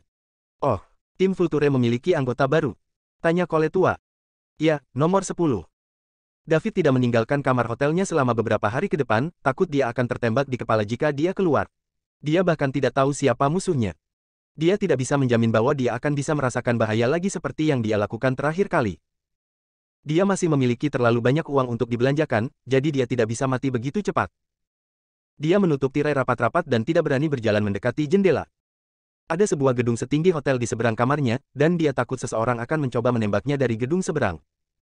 Untungnya, di bawah panggilan dan desakannya yang terus-menerus, dia memperoleh cukup banyak dari pembelian di Springfield dan Capital City. Dia memiliki hingga 578 poin mewah sekarang. Karyawannya telah menghubungi saluran untuk membeli pulau, pesawat, dan kapal pesiar. Dia bisa membelinya kapan saja dan mendapatkan banyak poin mewah. David melakukan ini semua sambil duduk dengan sabar di suite mewah Megasterin Night Hotel. Dia sudah memutuskan bahwa dia tidak akan meninggalkan ruangan sampai dia mencapai terobosan kekuatan pikirannya. Tidak ada yang lebih penting dari hidupnya. Ketika dia tidak ada hubungannya, dia akan mengirim pesan ke Celia atau obrolan grup sekolah menengah. Tim laba-laba telah menghubunginya kemarin dan mengatakan kepadanya bahwa mereka menemukan pria yang memikatnya ke gang. Pria itu adalah penduduk lokal di ibu kota dan berasal dari keluarga yang cukup kaya, tetapi memiliki kecanduan judi yang menyebabkan istri dan anak-anaknya meninggalkannya. Pria itu memiliki hutang yang sangat besar dan ditawari 100.000 hanya untuk memikat David ke gang, jadi dia melakukan apa yang diperintahkan. Tanpa ragu, Tucker pastilah orang di balik tawaran itu. Sialan. 100.000 ini hampir membuat David kehilangan nyawanya.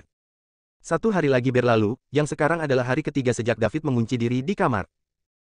Pada hari ini, Pearl akhirnya menelepon David dan mengatakan kepadanya bahwa dia telah menghubungi saluran semua yang ingin dia beli. Namun, karena permintaan yang tiba-tiba, harga sedikit lebih tinggi. David tidak peduli apakah barang-barang itu paling mahal atau tidak. Bahkan, dia senang bahwa mereka lebih mahal sekarang. Setelah mentransfer uang ke Pearl, David mulai menunggu poin mewahnya bertambah.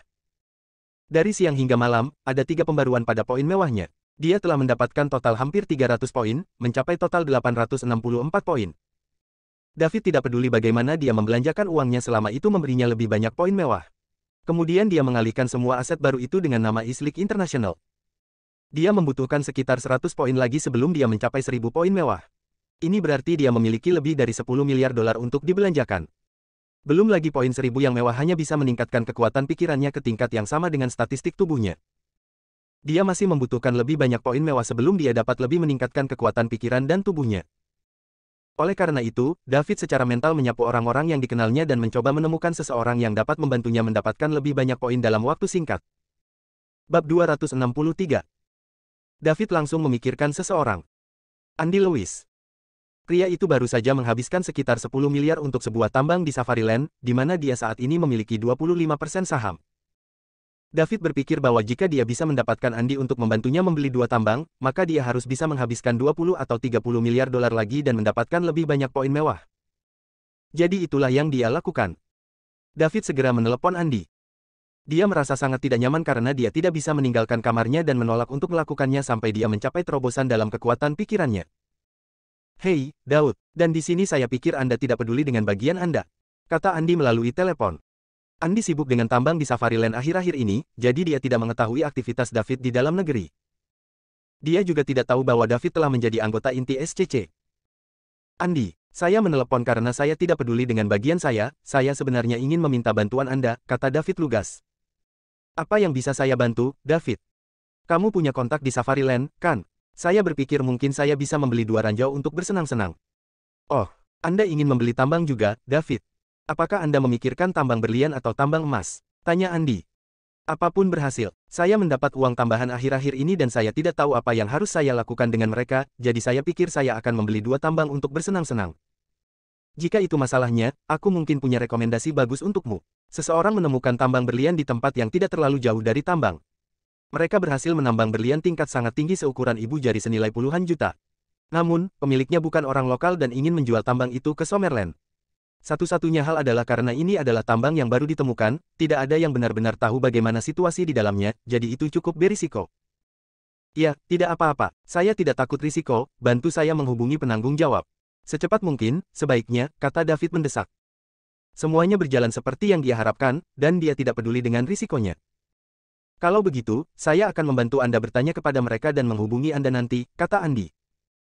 "Tanya mereka sekarang, aku akan menunggu teleponmu." David bergegas, dan dia takut dia harus menunggu lama jika dia tidak mendesak Andy. "Kamu membutuhkannya begitu cepat?" tanya Andy bingung. "Ya, ini sangat mendesak. Jadi bantu saya bertanya segera, saya akan menunggu panggilan Anda." Kemudian, David mengakhiri panggilan sebelum Andy sempat menjawab. Tak lama kemudian, Andy menelepon kembali. "Hei, Andy, bagaimana hasilnya?" David mengangkat telepon dan bertanya. "David, dia meminta 30 miliar. Saya pikir saya bisa bernegosiasi untuk harga yang lebih murah, tetapi risikonya cukup tinggi. Bagaimanapun, ini adalah tambang baru dan tidak ada jaminan seberapa dalam tambang ini. Anda mungkin tidak dapat memperoleh kembali biaya pokok jika tambangnya lebih kecil dari yang diharapkan." "Tidak apa-apa, saya akan membelinya selama dia menjual. Saya tetap mencari sesuatu yang menarik dan apa gunanya membeli tambang tanpa risiko. Aku akan membelinya." "Kamu yakin, David? 30 miliar bukan jumlah yang kecil, Anda tahu." Petik 2. "Ya, aku yakin. Saya akan menyerahkan pembelian ini kepada Anda dan saya akan menandatangani kontrak besok. Saya akan memberi Anda 10% dari saham juga." Petik 2. "Apa? Tidak. Saya tidak dapat menerima pembagian ini. Kami berteman, dan ini hanya masalah kecil," Andy dengan cepat menolak. Dia tidak mengharapkan David untuk memberinya 10% dari saham. David pada dasarnya hanya memberinya 2 miliar secara gratis. Sebenarnya, bahkan mungkin lebih dari 3 miliar. Sebanyak Andy ingin menerima 3 miliar, dia masih menolak David. "Saya tidak punya waktu untuk pergi ke Safariland setelah membeli tambang ini, Andy. Saya masih membutuhkan bantuan Anda dalam pengembangan.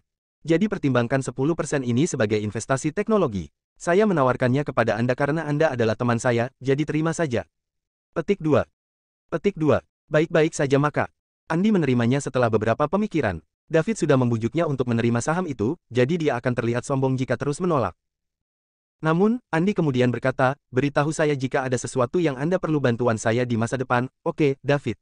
Selama saya bisa, saya tidak akan mengatakan tidak." "Baik-baik saja maka, tanda tangani kontraknya besok, saya akan mengirimkan uangnya kepada Anda." David akhirnya menghela nafas lega setelah mengakhiri panggilan. Dia akhirnya bisa mencapai terobosan dalam kekuatan pikiran. Bab 264. Keesokan harinya, Andy memang menangani masalah ini dengan tepat. David segera mentransfer 30 miliar kepadanya. Ditambah dengan beberapa investasi selesai di Springfield dan Capital City, poin mewah David meningkat menjadi 1.215 poin. David duduk di sofa dan menatap antarmuka sistem di depannya, lalu dia mengetuk tombol plus setelah statistik kekuatan pikiran.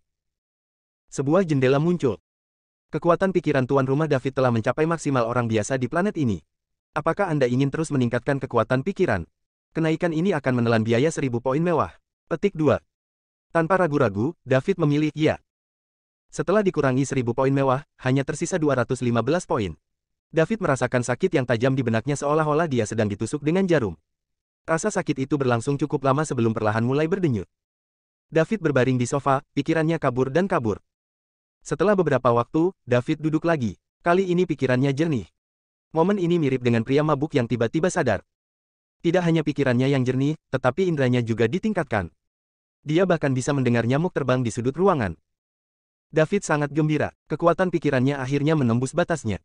Dia dengan cepat memeriksa antarmuka sistem. Seperti statistik tubuhnya, kekuatan mentalnya juga telah berubah dari batas biasa ke tingkat luar biasa. Dengan sisa 215 poin mewah, David menekan tombol plus di sebelah statistik tubuhnya. Setelah menghabiskan 100 poin mewah, statistik tubuhnya telah mencapai level 2 yang luar biasa. Dia terus menekan tombol hingga hanya tersisa 15 poin mewah dan statistik tubuhnya telah mencapai level yang luar biasa. Ini berarti bahwa menaikkan kekuatan tubuh dan pikirannya hanya akan menghabiskan 100 poin mewah. Sementara dia telah menaikkan statistik tubuhnya 2 kali, dia tidak merasa sangat berbeda. Dia memang merasa sedikit panas, tetapi tidak begitu jelas bagaimana perasaannya ketika dia mencapai terobosan.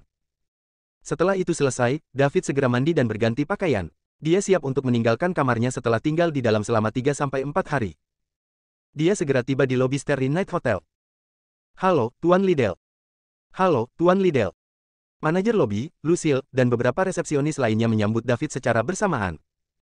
David sangat kaya raya, rela menghabiskan puluhan juta untuk memesan kamar suite mewah yang megah bagi karyawannya di Hotel Bintang 10. Ini belum pernah terjadi sebelumnya dan sekarang dia muncul di hadapan mereka, itu benar bahwa mereka menawarkan layanan terbaik yang mereka bisa.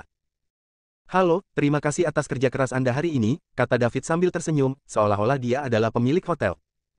Begitu David meninggalkan hotel, dia masuk ke mobilnya dan pergi. Di lobi Starry Night Hotel, para resepsionis mulai mendiskusikan David di antara mereka sendiri. Apakah kalian juga menyadarinya? Ada yang berbeda dari Tuan Liddell hari ini. Ya, aku juga melihatnya. Saya merasa dia lebih energi dan percaya diri. Ya, aku juga merasakannya. Aku tidak bisa membayangkan keberuntungan seperti apa yang kamu perlukan untuk menikahi seseorang seperti Tuan Liddell. Dia tampan, percaya diri, kaya, dan pria yang baik.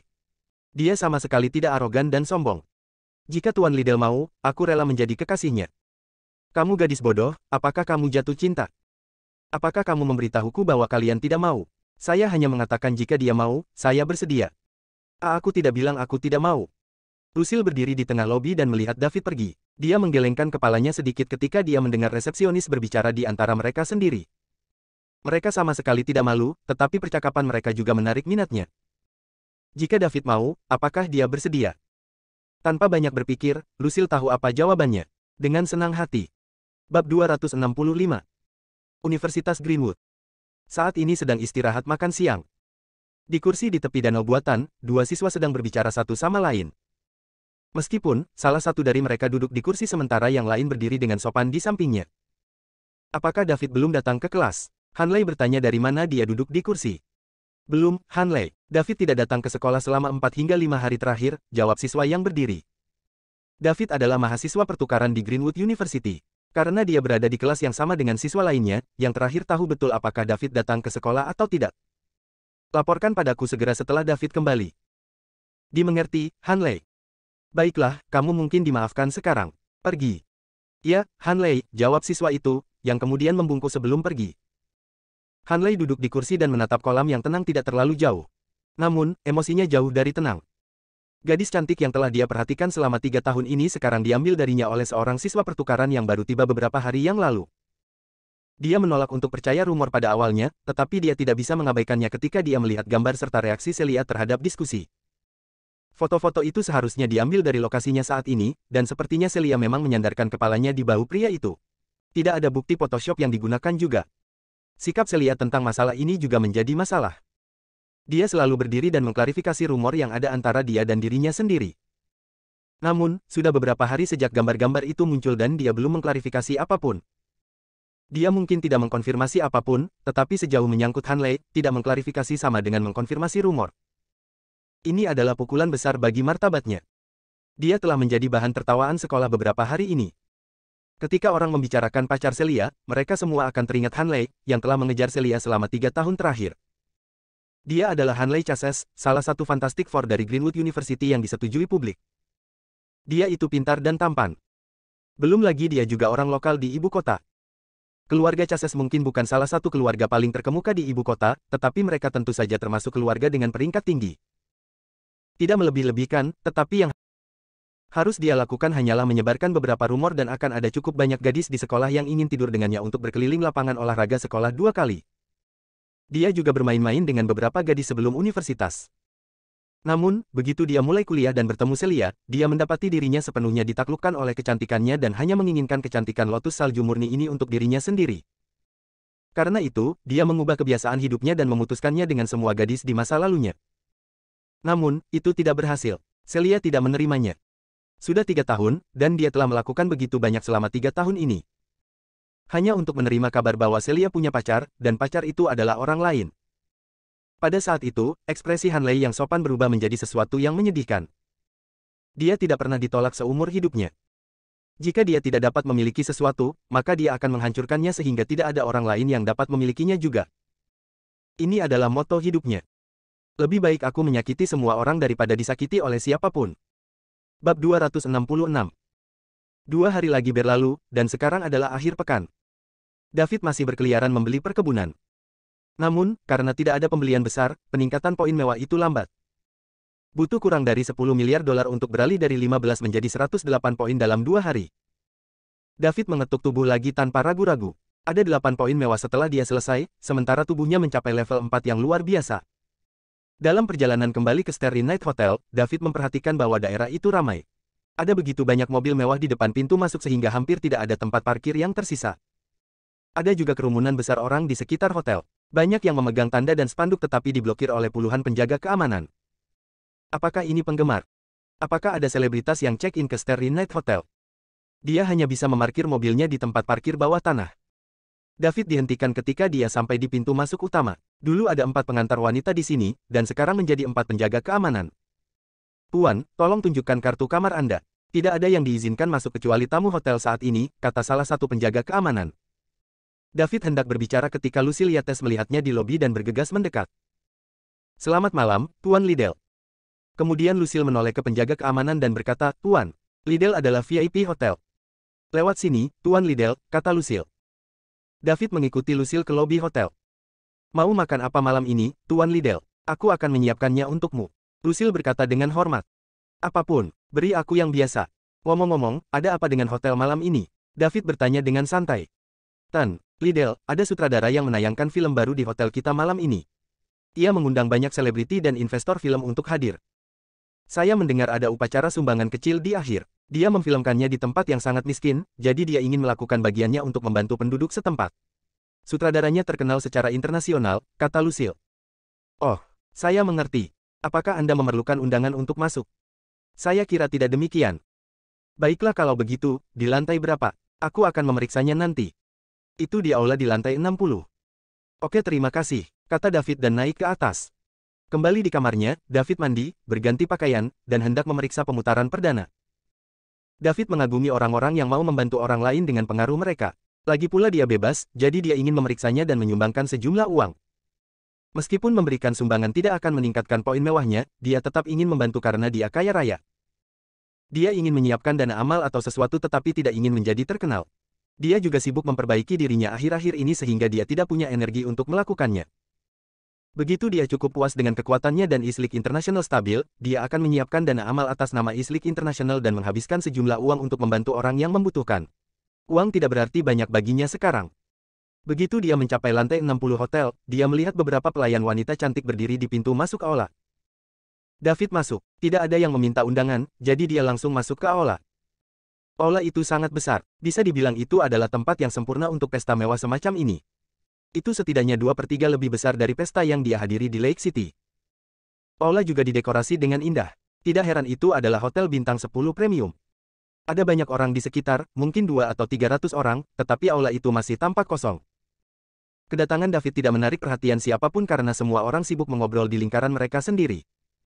David pergi ke bagian makanan, mengambil piring, dan mulai mengisinya dengan makanan.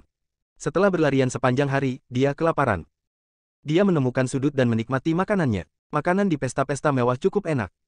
Dia melihat sekeliling aula. Ada banyak selebritas yang hanya pernah dilihat David di TV sebelum. Namun, ada dua orang yang dia kenal, Marie Ken, salah satu dari 4 bintang yang sedang naik daun, serta Empress Elsa Winters. Mereka bertemu di Lake City. Namun, David tidak punya niat untuk menyapa mereka. Lagi pula, mereka tidak akrab satu sama lain. Sangat diragukan mereka bahkan mengingatnya. Bab 267. Marie tersenyum dan berbicara dengan seorang investor yang gendut dan botak. Bagi orang luar, dia adalah salah satu dari 4 bintang yang sedang naik daun di negara ini dan memiliki kehidupan yang glamor. Namun, hanya dia yang tahu kebenarannya. Dia tidak lebih dari mainan bagi para kapitalis. Dia akhirnya mengantongi film anggaran besar yang telah dia persiapkan sejak lama, tetapi yang disebut investor itu kesal karena dia tidak mau tidur dengannya. Investor itu menarik diri dari proyek itu secara tiba-tiba, dan sang direktur memenggal kepalanya. Mereka mengatakan kepadanya bahwa investor menarik investasinya dengan acuh tak acuh karena dia. Jika dia tidak bisa mendatangkan investasi baru, dia bisa melupakan karirnya di industri film. Dengan kata lain, jika dia gagal mendapatkan investor baru, dia akan masuk daftar hitam. Dengan status direktur, akan mudah untuk memasukkan pendatang baru seperti dia ke daftar hitam. Oleh karena itu, meskipun dia merasa jijik dengan tatapan predator investor, dia masih tersenyum dan mengobrol dengannya. Untungnya, ada banyak orang di sini, dan mereka semua adalah orang-orang penting. Kalau tidak, dia pasti sudah diraba-raba sekarang. Terkadang dia berpikir untuk meninggalkan industri hiburan dan menjalani hidupnya sendiri tanpa mempertimbangkan perasaan siapapun. Namun, dia harus memenuhi harapan orang tua, mentor, manajer, asisten, dan staf studio. Mereka semua mengandalkannya untuk mencari nafkah. Jika dia tidak bekerja atau masuk daftar hitam, mereka akan kehilangan pekerjaan, dan orang tua serta mentornya akan kecewa. Tan Wilson, film yang akan kita syuting kali ini memiliki plot yang bagus dan pemeran yang kuat. Anda akan menghasilkan banyak uang darinya. Mas Ken, bagaimanapun juga, ini adalah investasi besar. Saya harus kembali dan mendiskusikannya dengan Dewan Direksi. Apapun yang terjadi selanjutnya tergantung pada kinerja Anda. Tidakkah menurutmu begitu? Tan Wilson berkata dalam bahasa Inggris yang patah-patah sambil menatap Marie dengan penuh nafsu. Dia telah lama bernafsu mengejar bintang yang sedang naik daun. Sekarang dia punya kesempatan, dia akan bersenang-senang dengannya. Dia senang memikirkan bahwa dia mungkin bisa menekan dirinya sendiri pada tubuh mungil yang indah di depannya malam ini. Tan Wilson, apakah Anda perlu kembali dan mendiskusikannya? Semua orang tahu Anda yang menentukan di perusahaan. Tidak ada yang berani membantah pendapat Anda. Saya jamin Anda akan menghasilkan banyak uang dengan berinvestasi. Di film ini, kata Marie, masih tersenyum. Mas Ken, itu bukan cara kerjanya. Saya harus bertanggung jawab terhadap pemegang saham saya, bukan? Tidak ada investasi yang dijamin menghasilkan uang akhir-akhir ini. Ada risiko. Maukah Anda datang kepada saya jika itu adalah kemenangan yang pasti? Benar. Aku sangat percaya padamu, tapi aku harus memikirkannya. Oh. Marie menghela nafas pada dirinya sendiri. Semua investor ini sama saja. Selain menghasilkan uang, mereka juga menginginkan keuntungan lain. Tidak mudah bagi seseorang tanpa latar belakang yang tidak ingin menukar tubuhnya dengan sumber daya seperti dirinya untuk mencapai titik ini. Namun, dia kehabisan ide. Entah dia menukar tubuhnya untuk investasi atau menunggu dirinya masuk daftar hitam. Bahkan jika dia akan menukar tubuhnya, dia setidaknya harus menemukan seseorang yang lebih muda dan lebih tampan. Mar Wilson gemuk dengan perut yang menonjol, dan juga botak. Dia cukup tua untuk menjadi ayahnya, dan matanya yang kecil akan berubah menjadi penuh nafsu setiap kali dia melihat seorang gadis cantik. Dia merasa jijik untuk tidur dengan orang seperti dia. Dia lebih suka melompat ke sungai. Kembalilah dan pikirkan tentang itu, Tuan Wilson. Saya akan bertanya kepada yang lain apakah mereka tertarik. Selamat tinggal. Dengan itu, Marie berbalik dan pergi. Dia tidak ingin membuang waktu lagi dengan Tuan Wilson. Karena dia tidak bisa mengubah nasibnya, dia selalu bisa memilih seseorang yang lebih enak dipandang. Siapapun yang bisa memasuki aula ini adalah selebriti atau investor, dan dia selalu bisa menemukan pria yang lebih muda dan lebih tampan. Mas Ken, Nona Ken, saya bisa berinvestasi lebih banyak. Mari kita bicara lebih banyak. Tuan Wilson dengan cepat berseru, tidak menyangka Marie akan segera pergi. Bab 268. Namun, Marie mengabaikannya. Marie berkeliling dan berbicara dengan dua investor yang lebih muda dan lebih tampan, tetapi gagal. Mereka mengatakan perusahaan mereka tidak memiliki rencana untuk berinvestasi dalam film beranggaran besar seperti itu. Lagi pula, investasi yang diusulkan untuk film itu adalah 300 juta hingga 500 juta dolar. Itu adalah uang sungguhan, dan tidak semua orang mampu membelinya. Beberapa perusahaan mungkin terlihat memiliki nilai pasar miliaran dolar, tetapi tidak banyak dari mereka yang dapat mengambil beberapa miliar dolar tanpa mengganggu operasi bisnis mereka. Bagaimana keadaannya, Mari? Seorang wanita parubaya yang cantik berjalan mendekat dan bertanya. Itu adalah manajer Mari, Hannah Clement. Dia juga orang yang menyaksikan Mari lulus dari sekolah dan sampai di tempat dia hari ini. Mari menggelengkan kepalanya dan berkata, tidak banyak kemajuan, Hannah. Bagaimana denganmu? Gerakan mengungkap kekerasan seksual demi menghapuskannya. Oh, ada sangat sedikit perusahaan yang mampu membiayai film-film anggaran besar semacam ini, dan kami telah berbicara dengan sebanyak mungkin, kata Hannah sambil menghela nafas. Hannah, apakah Anda pikir saya hanya punya satu pilihan tersisa? Begitulah cara kerja industri saat ini. Mereka tidak peduli dengan upaya dan keterampilan akting Anda. Selama Anda bersedia mengorbankan tubuh Anda, siapapun bisa menjadi pemeran utama wanita. Mari berkata dengan mata merah. Oh, Mari, jangan terlalu memikirkannya. Kita bisa berhenti jika tidak ada cara lain. Dia pikir dia siapa yang akan membuat daftar hitam siapapun yang dia inginkan. Saya akan mengekspos dia jika dia memasukkan Anda ke daftar hitam. Kami hanya akan berusaha sekuat tenaga dan melawannya paling buruk. Kata Hannah sambil menyentuh kepala Mari. Kemudian, sebuah suara mencapai telinga mereka. Mes, Ken, kudengar kau butuh uang untuk filmmu. Mereka mengikuti suara itu dan melihat wajah tampan menatap mereka sambil tersenyum. David ingin pergi setelah mendapatkan sesuatu untuk dimakan dan menyumbangkan sejumlah uang, tetapi sejak kekuatan pikirannya menembus, mata dan telinganya menjadi sangat tajam. Mari dan Hannah tidak jauh darinya ketika mereka berbicara, jadi dia mendengar percakapan mereka. Mereka sepertinya sedang mencari investor. Apakah itu tidak memberikan poin mewah gratis? Mungkin tidak banyak, tetapi semuanya membantu.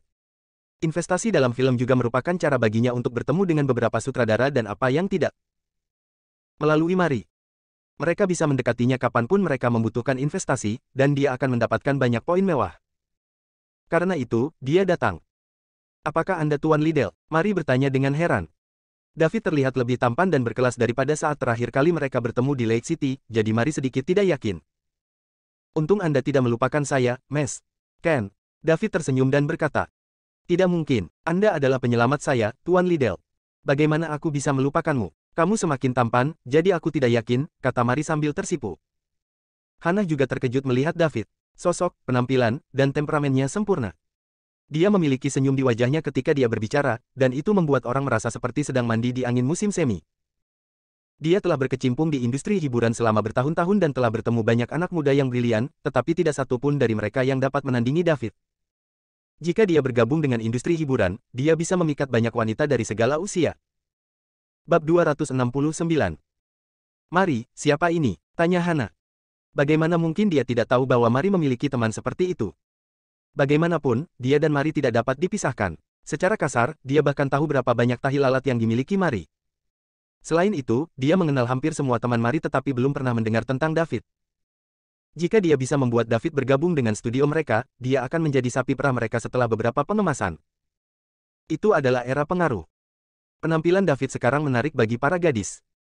Biarkan dia mengemasnya, dan dia bisa menjamin bahwa David akan menjadi idola paling populer di sekitar. Dia akan mendapatkan begitu banyak kesepakatan komersial dan dukungan sehingga mereka akan menghasilkan cukup uang untuk memberi makan diri mereka sendiri selama sisa hidup mereka bahkan jika itu hanya untuk beberapa tahun. Hannah, ini David Liddell, orang yang menyelamatkan hidupku di Lake City, jawab Mari. Jadi, Anda adalah Tuan Liddell. Halo. Saya manajer Mari. Namaku Hannah Clement. Kata Hannah sambil mengulurkan tangan kanannya ke David. Dia telah mendengar Mari menyebutkan insiden di Lake City tetapi tidak peduli dengan itu. Sebagai bintang muda pemula, sangat normal untuk dimanfaatkan. Semuanya baik-baik saja selama dia tidak kehilangan kesuciannya. Halo, Hannah. David juga mengulurkan tangan kanannya dan menjabat tangan Hannah. Kemudian dia berkata, bagus sekali Anda tidak melupakan saya, Mes. Ken, penyelamat apa? Saya tidak melakukan apa-apa.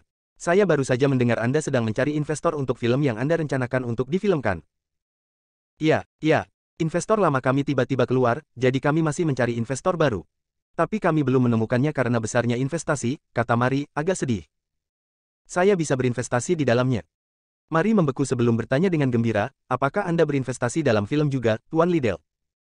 Saya tidak pernah berinvestasi dalam satu, tapi aku ingin mencoba. Mari berpikir sejenak sebelum berkata, Tuan Liddell, saya sarankan Anda mencari film dengan anggaran lebih rendah jika Anda berinvestasi untuk pertama kalinya.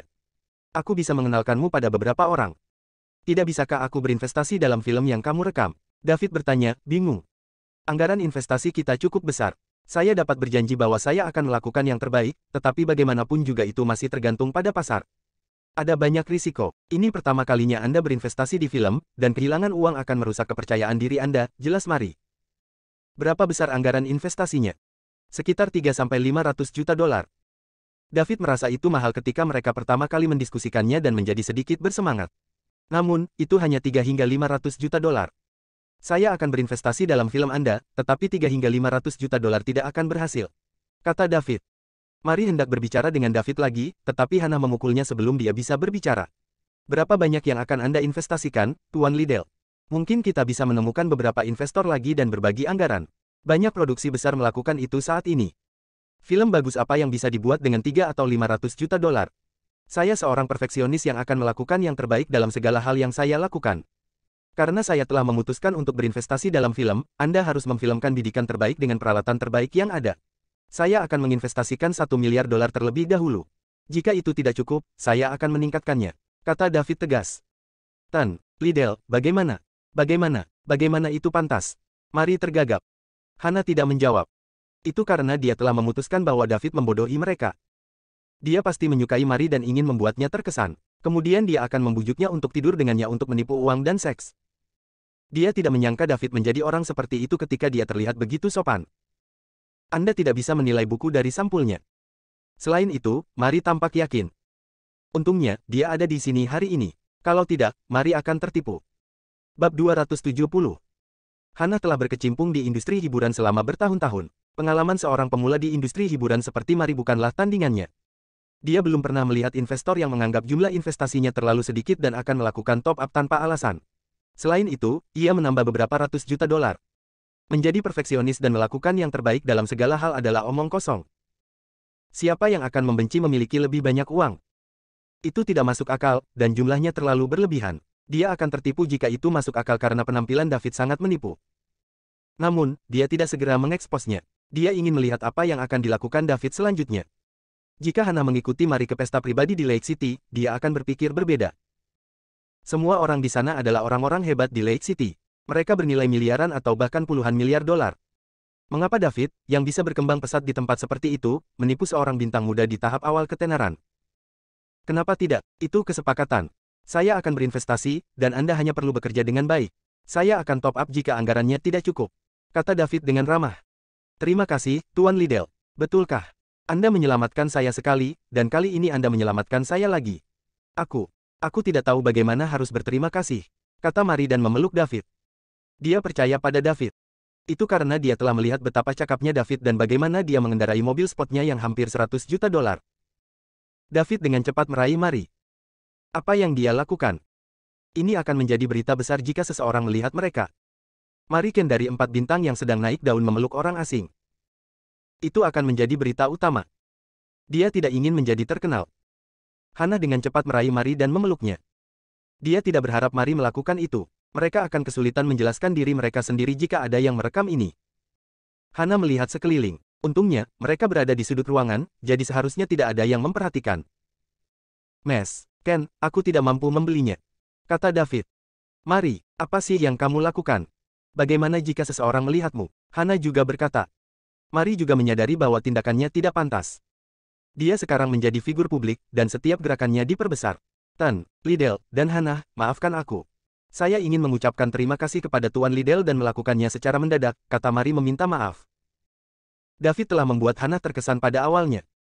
Namun, dia sekarang semakin yakin bahwa David adalah seorang brengsek yang ditipu demi uang dan seks dengan penampilannya. Dia tidak tahu berapa banyak wanita yang dia tipu dengan penampilannya. Dia juga harus mengakui bahwa dia tidak akan mampu melawan David jika David berbicara manis padanya. David terlalu menarik. Begitu dia yakin bahwa David adalah seorang penipu, dia bahkan datang dengan ide untuk menghabiskan sejumlah uang untuk berkencan satu malam dengannya. David tidak menyadari bahwa temperamennya telah meningkat sejak kekuatan pikirannya mengalami terobosan beberapa hari yang lalu. Meskipun penampilannya tidak berubah, temperamennya telah banyak berubah. Perubahan itu sangat menarik bagi wanita. Bersambung.